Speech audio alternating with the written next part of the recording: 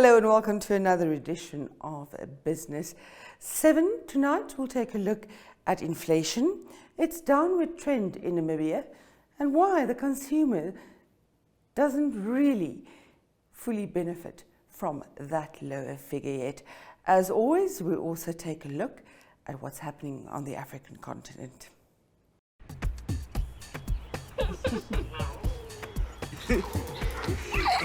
Let me quickly show you something.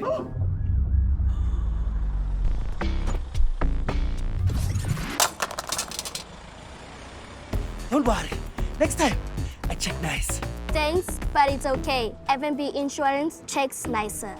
At FNB Insurance, we provide cover for all your valuables, from your phone to your laptop to your car. FNB Insurance. You value it, we cover it. T's and C's apply.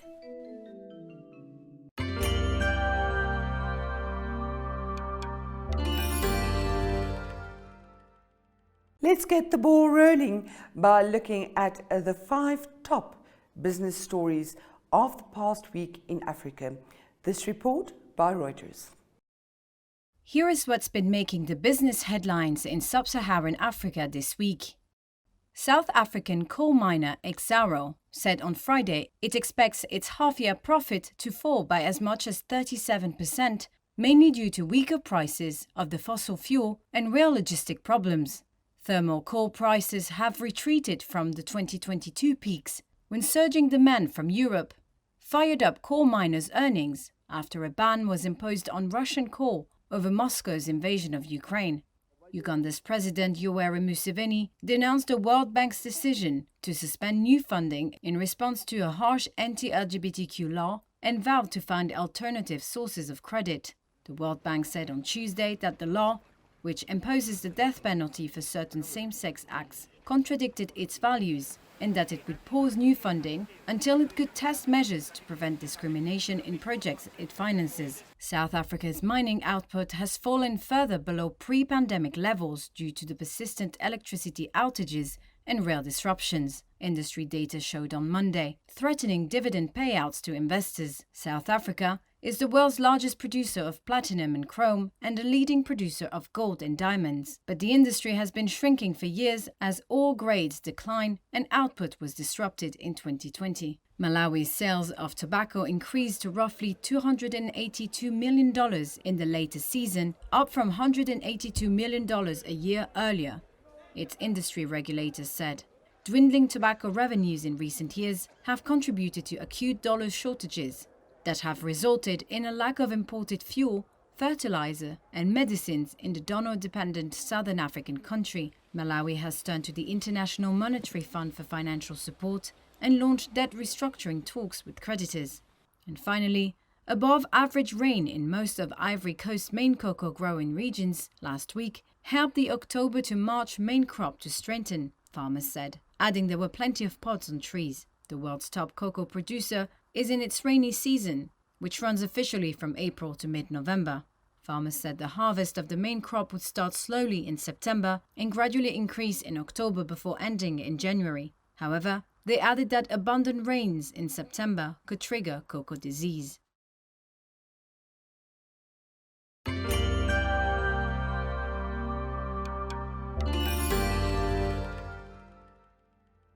Our front page story in the printed edition of Business 7, available today in Republikane, Namibian Sun and the Algemeine Zeitung, as well as on the websites and Facebook, focuses on inflation in Namibia and all the issues surrounding that.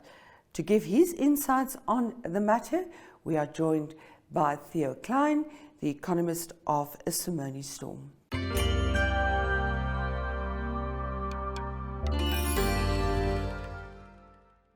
Once again in the studio with us, very familiar face, Theo Klein, economist at Simone Storm. Hello Theo, thank you for joining us. Thanks for having me, Jo Marie. Let's get right to it. The latest inflation figures, there seem to be some relief, but the man in the street isn't really feeling it. Why not? Well, I think it has a lot to do with just how the numbers are calculated and where they come from, Jo Marie. So we must remember last year, this time, we had about 7% inflation. So inflation this year is coming off a high base. What that means is moving from 1 to 2, it's a 100% increase. But moving from 50 to 51 is a 2% increase. So it's just all to do with the play on numbers and where they are coming from. So although the latest number of 4.5% very low, it doesn't steal or take away from the fact that living expenses are still very expensive. And what we are saying is that although inflation rates are coming in lower, it's still positive. So prices are still increasing in general, but the pace at which it's increasing is just smaller and smaller. Yes. So instead of prices going up 7%, it's now only going up, let's say, 5%. So it still doesn't mean, it still means that prices are increasing, but the pace is just slower. So I think that's why the average man on the street is still not feeling it, although we're talking about lower inflation rates. And I think that's very important to remember. Prices of food, for example, that have doubled over the last 2 years, it will still be at those very high levels. But instead of prices seeing a 10% increase, it will now maybe only be a 7 or a 6% increase, for example. So I think that's all that we're trying to say, and that's what we as economists would refer to as disinflation. It's still positive, but just at a smaller rate or a slower pace. But I think there are some positives, Jo Marie. At least the average man on the street will be paying slightly lower than what they used to 12 months ago to refill their tank in their cars. For sure, that helps a lot. Yeah, so if we look at petrol and diesel, petrol is about 11% cheaper than what it was 12 months ago, diesel 16% lower. So at least that has helped us to some extent, because fuel prices is the tide that lifts all boats. Yes. With regards to inflation. I think globally, Jo Marie, what's sad to say is that 2023 has been quite a positive year. We've seen a lot of global prices normalizing, but why that's not filtering through to the average man on the street in Namibia is mainly because of the weaker rand exchange rate.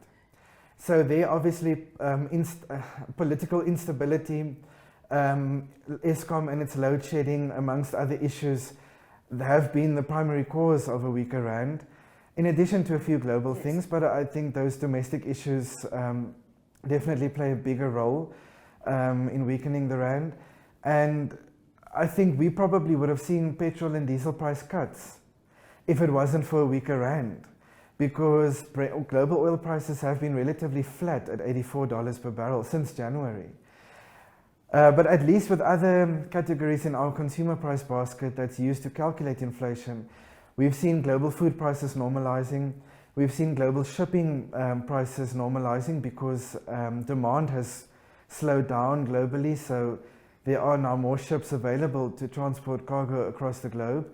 And when we talk to local companies, they say that their shipping costs have decreased by over 70% from COVID highs. So that's another positive.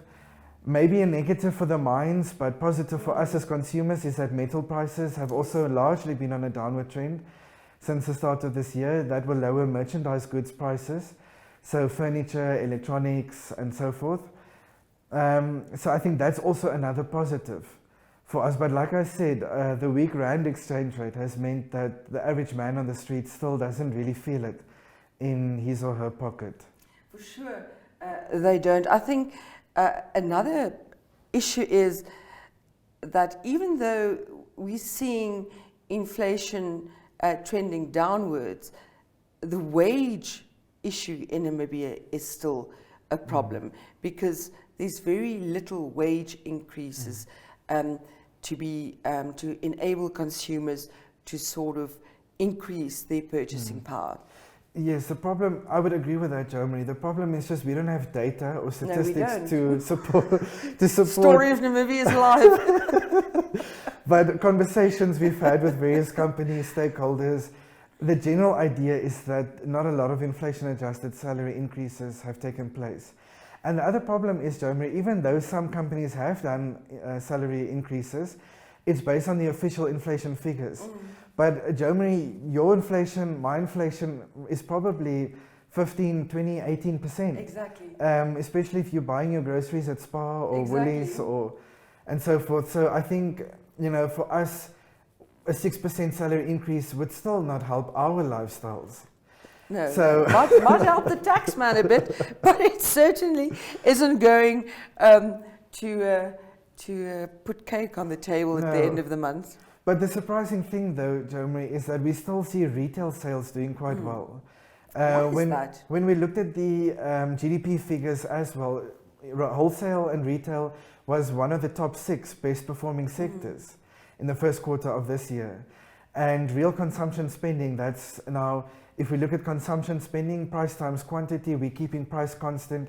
So we only look at what happens with quantity. That real consumption spending has actually increased, which is very surprising in these tough times, Yes. especially with households sitting with high interest rates as well. Exactly. So that is a bit of a puzzle, but what we've seen is a few cash injections taking place. One of them being Namibia Breweries having paid their special dividend Yes. in April this year. If we exclude institutional investors, so your asset managers, pension funds and so forth, if we only look at normal individuals such as you and I, they've received 340 million, more or less, Namibian dollars directly as dividends. Maybe some of that went towards spending. I suspect quite a chunk. And then we also still see your claims being paid out from life insurance policies based on data from NAMFISA. That's still between 2 and 3 billion per quarter. That's tax-free money being paid directly into the pockets of those policyholders. We don't have a savings culture in Yes, Namibia, no, we Germany. don't. So Spend. I think most of that money would probably be spent. So I think to that extent, those cash injections can still explain why retail is doing fairly well during these times. I just don't know for how much longer that Yes. can carry on. I How think sustainable that is. Exactly. I think at some point that has to start deteriorating because of pressure on household Yes. budgets. We must remember Namibia is also one of the most unequal countries in the globe.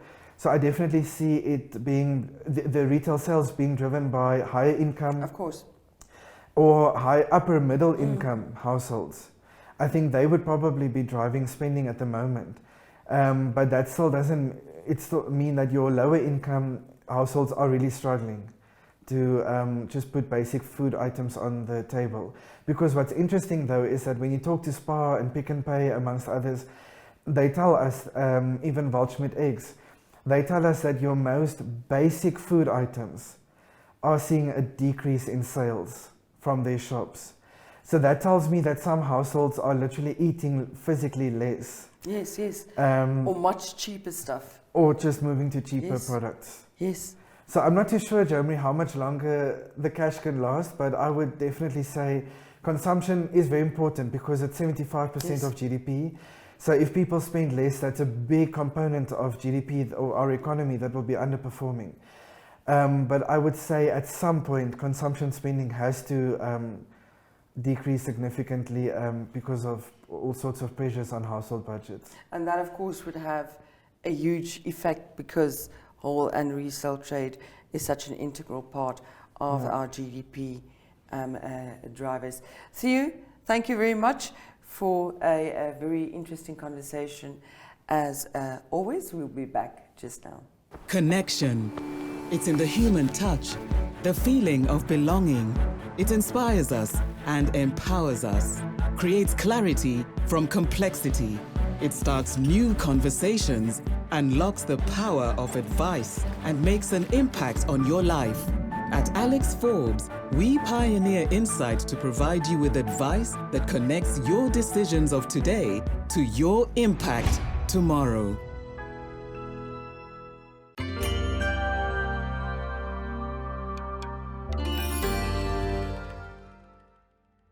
We're back with Theo Klein, economist at Simone Storm, and this is a little bit of an unusual piece in the Business 7 program. We're going to talk to Theo because this will be his last physical appearance in the Biz 7 studio as the economist of Simone Storm.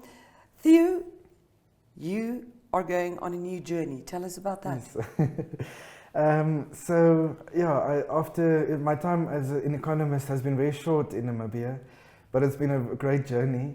But I mean, I guess some of us reach a point in our lives where you do want to spread your wings a bit and just test the waters elsewhere.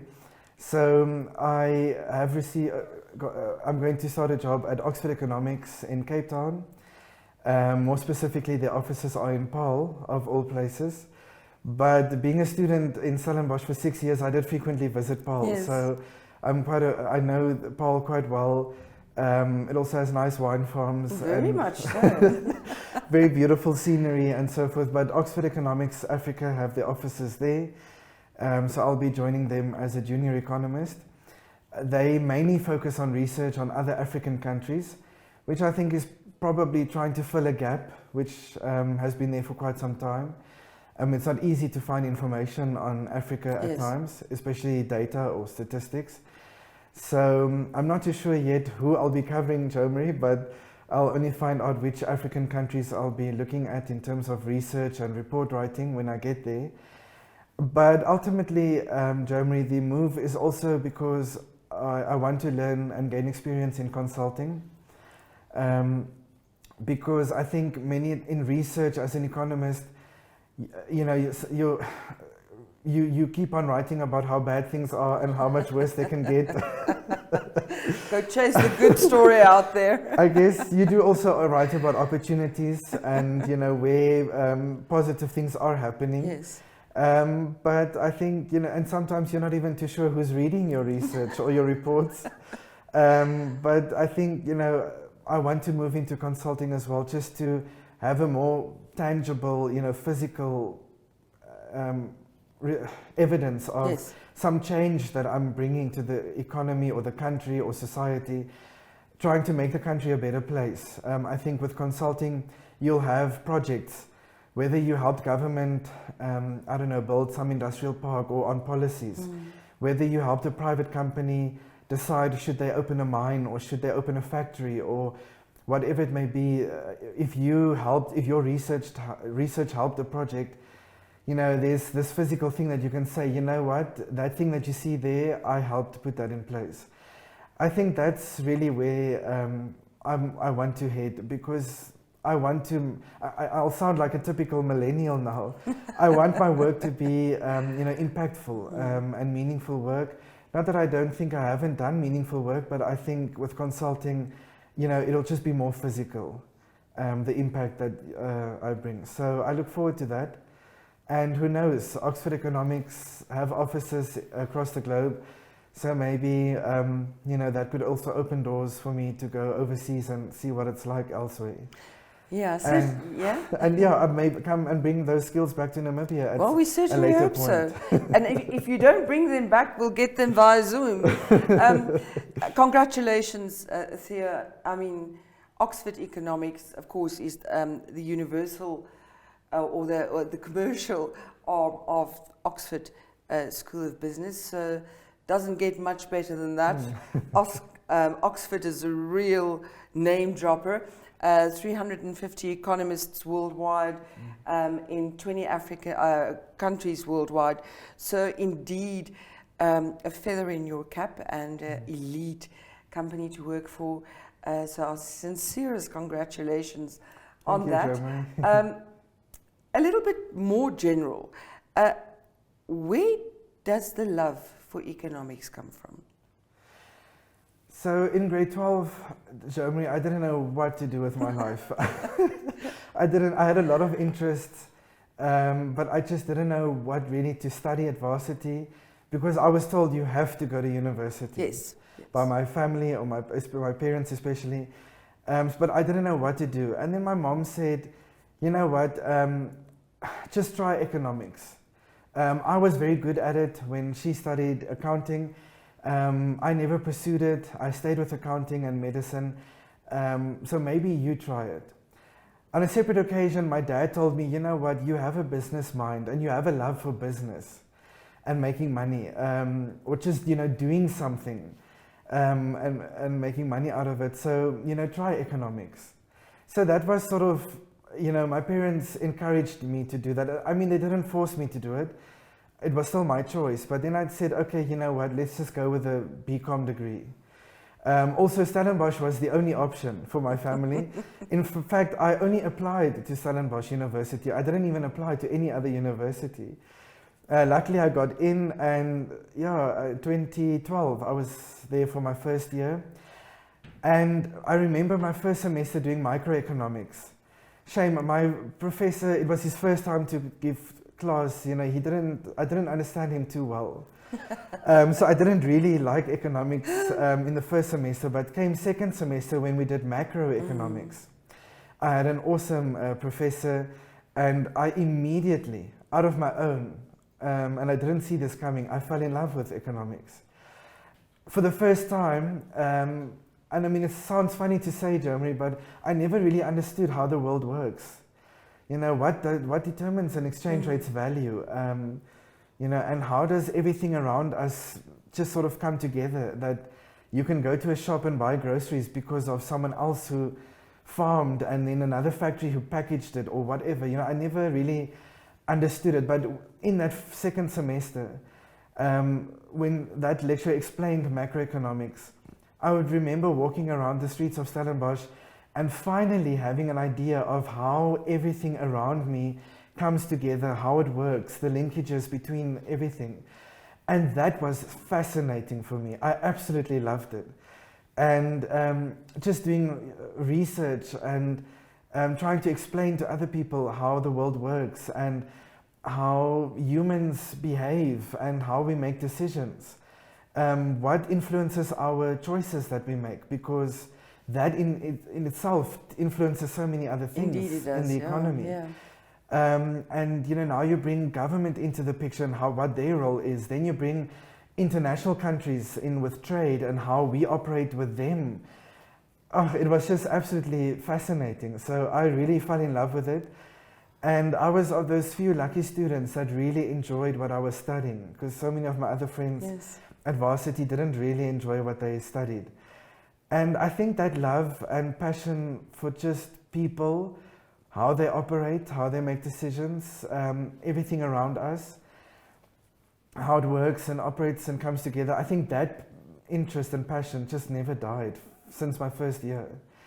Of course, I also do have a passion for helping people and making things better for other people. So that development side of economics, that social side of it, where you look at unemployment, inequality, poverty, the role of the developmental state, all these things, I also absolutely fell in love with. And that's really where I got my answer to say, but you know what, this is how I can make a difference in the world. It's through development economics.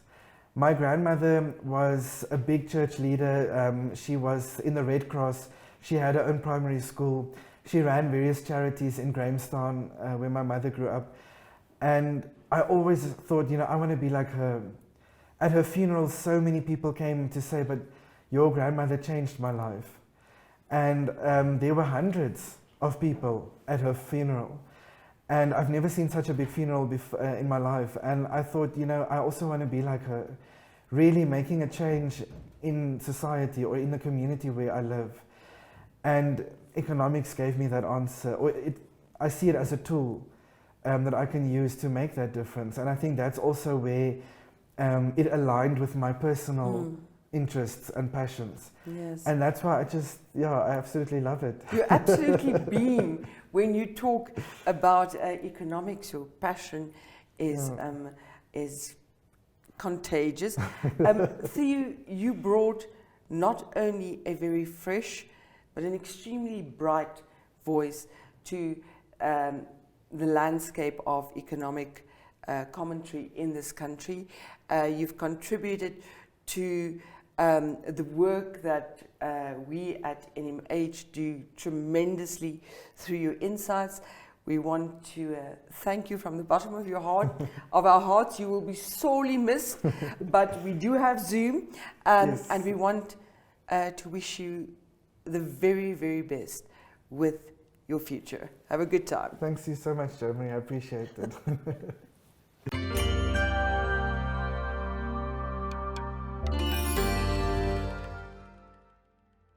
Namibia's Petroleum Commissioner will be speaking at Angola's Oil and Gas Conference next month.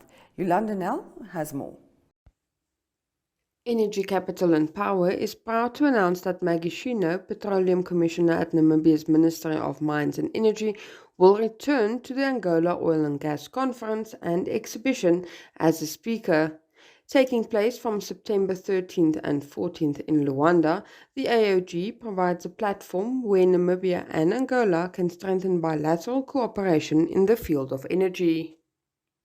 Namibia has seen a wave of energy developments take off in the last 2 years. 5 oil and gas discoveries were made by global energy majors Shell, Total Energies and Qatar Energy, while Hyphen Hydrogen Energy announced the launch of the country's first GW-scale green hydrogen project. On the back of these milestone developments, several other exploration campaigns have kicked off, while global players have launched a number of renewable energy feasibility studies.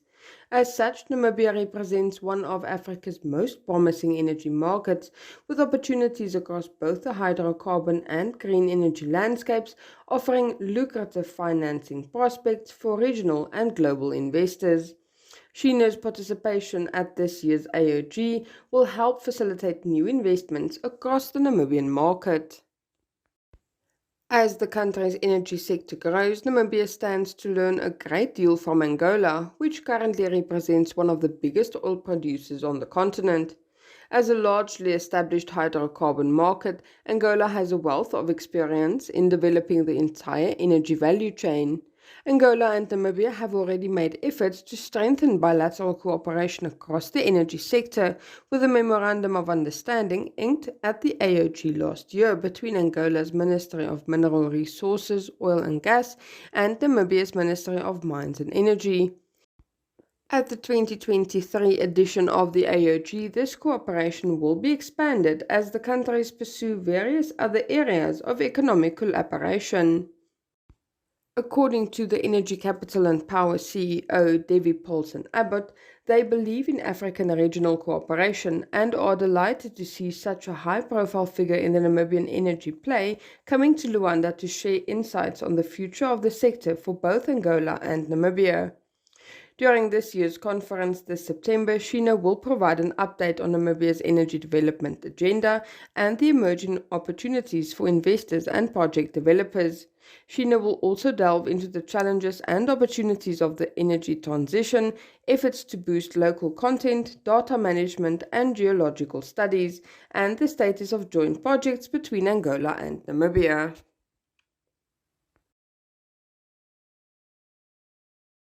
Every day, you make choices that make you legendary. Journey together with us on the path to securing your legacy as a member of the League of Legends. With the Select Platinum Bundle Fee Premium Bank offering, you will access tools that will enable you to thrive. If you earn 850,000 Namibian dollars per annum or more, you can apply for this offering today via bankvinted.com.na for only 447 Namibian dollars per month. Bank Vinted, a member of Capricorn Group.